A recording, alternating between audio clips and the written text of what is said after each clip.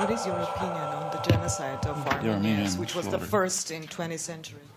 Well, actually, I was in Turkey about a year ago to give the memorial lecture for Hrant Dink, the Turkish-Armenian journalist who exposed the Armenian massacres. And I mean, it was a huge atrocity, no question about that. A very complex one. So the first time I was in Turkey, for example, was around 2000. And I was there to support Kurdish rights. I was there for a trial and so on. And among other things, I went to Diyarbakir, where the Kurds had just been subjected to really horrible atrocities in Turkey right through the 90s. It was awful. And this was kind of the tail end of it. And I was taken in Diyarbakir by Kurdish friends I asked to visit the Armenian quarter.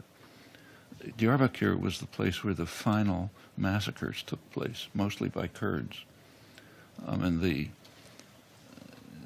internal psychological conflicts are hard to describe.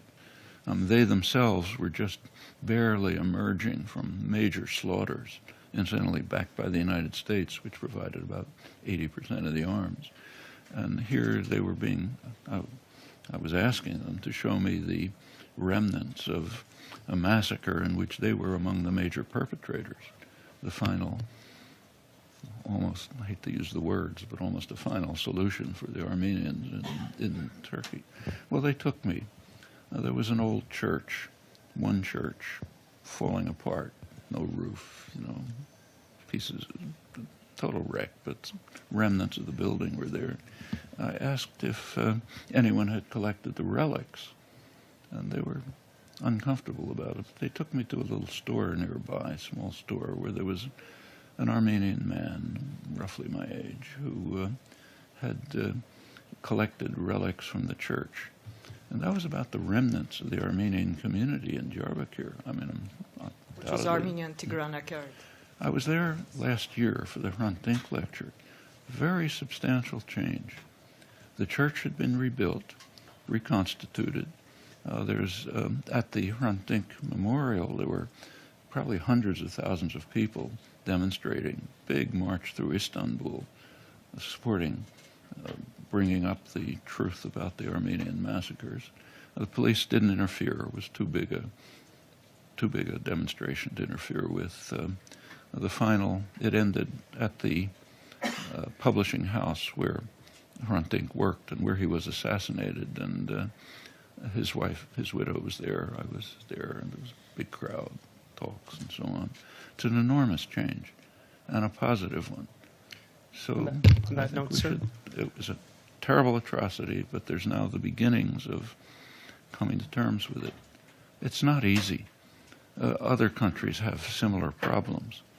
I mentioned before that the support for Israel is primarily from the Anglosphere. Think about the Anglosphere for a minute. What makes those countries similar? The United States, Australia, and Canada. These are settler colonial societies. Societies where the English colonists came and virtually exterminated the indigenous population. All of them. Not everybody, but horrible atrocities. Have we come to terms with? Why might this be related to support for Israel? Well, I don't think it's hard to figure out, especially when you recognize that these are extremely religious societies with extreme fundamentalist religious elements which take a literalist interpretation of the Bible. You put all that together and it's a cultural fact over and above the geopolitical facts that lie behind this. Have these societies come to terms with their extermination of the indigenous population? It's a long time. It hasn't happened. Have they come to terms with the legacy of slavery, which is still alive, remember? You look at the number of black males in prison. That's the legacy of slavery, 500 years. Have they come to terms with it? No. Turkey is beginning to come to terms with a major crime.